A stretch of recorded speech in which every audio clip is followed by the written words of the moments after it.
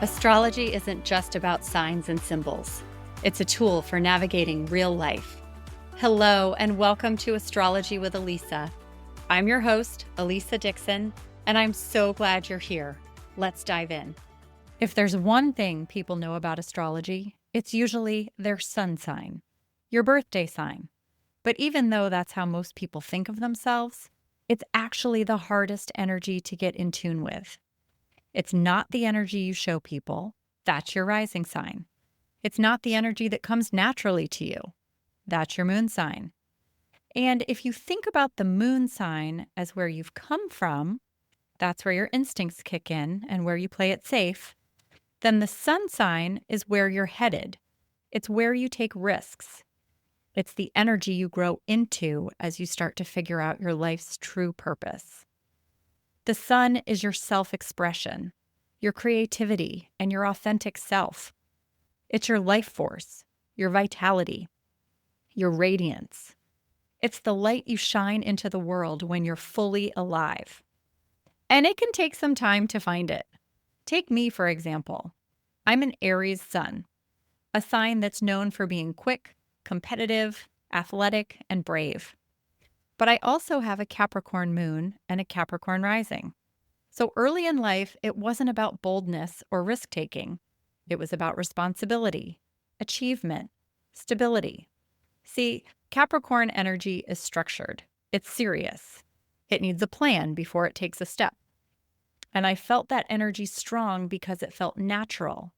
But the Aries energy, that came later. For most of my life, I wasn't athletic at all. I was into the arts, music, theater, dance.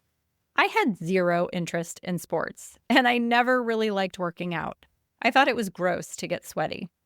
But now, in adulthood, I start almost every morning at the gym, 5 to 6 days a week, like clockwork. It's still Capricorn with the routine, but there's Aries in the fire that drives it. And recently, that Aries energy showed up in full force. My daughter Lily was signed up for a ninja competition. She does ninja like the TV show, American Ninja Warrior. She's done it for years, trained really hard, and she's really good. A few months ago, another mom said, "Elisa, you should do it too." So I just did. No training, no plan. I didn't stop to think, was I ready? Should I really be doing this? I didn't weigh any pros or cons. I had no strategy. I just signed up, filled out a waiver, and did it. That's Aries energy. It doesn't overthink. It just acts. And let me tell you, I was absolutely not ready to compete in the World Ninja League. But I did it anyway. And I would have never taken a risk like that as a child. Back then, I would have been too worried about being prepared or what people would think. But that's what it means to grow into your sun. It's not about being born ready to do it. Our sun sign represents our potential. And over time, the sun sign blends with the moon and the rising signs. Your big three energies don't live in isolation. And when they work together, they shape how you become your most vibrant self. And that's when you really begin to shine. I actually ended up doing pretty well in that ninja competition. Turns out I'm more athletic than I ever thought I was. Even though I hadn't trained and I just went out there and did it, when I got on that course, my Aries competitiveness kicked in and I wanted to win. My Capricorn discipline and need for achievement kept me fighting on obstacles I really had no business completing. You guys, ninja is really hard. These kids and the pros on TV, they make it look so easy, and it's not. I had a great time, but this was weeks ago, and my hands still hurt. My Ariesness did not consider that at all. I just went out there and did it. And because I let my Aries energy lead, I walked away with a memory I'll never forget. An incredible experience I got to share with my daughter. And even though I'm happily back on the sidelines now, that moment lit something up in me. When I stepped off that course, I felt unstoppable. That's what it feels like when your sun starts to shine. And even though I don't see a ninja career in my future, I know I'll keep finding other ways to express that Aries fire. Because your sun doesn't point you to only one path, it shows you all the different ways you can come alive. Here's another cool story about the journey from moon to sun energy. 15 years ago, when I married my husband, I also became a stepmom to four incredible people.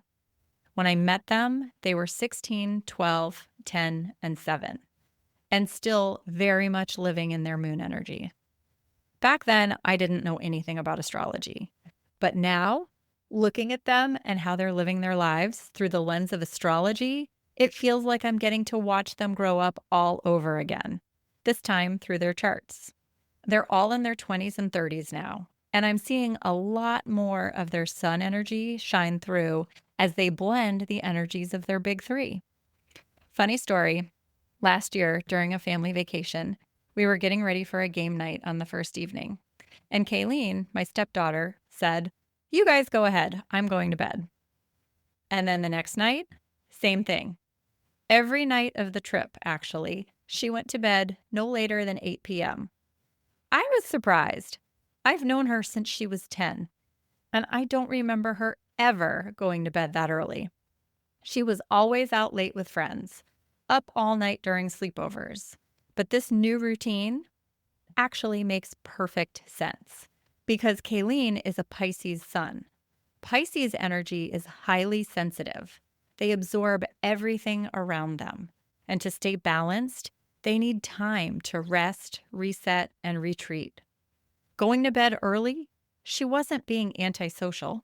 She was honoring that deep Pisces need for stillness and space. It was a beautiful sign that she's growing into her sun. And when I step back and look at how she's living her life, I can see how she's blending all of her big three energies. She's got a double dose, just like me. She has Sagittarius for both her moon and rising signs.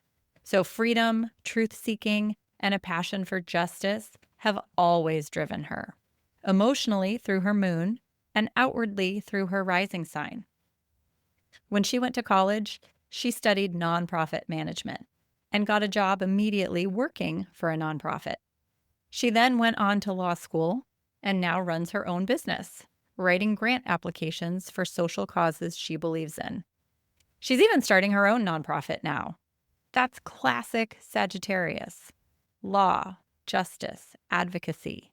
But the way she works, quiet, behind the scenes, and in service to others. That's Pisces.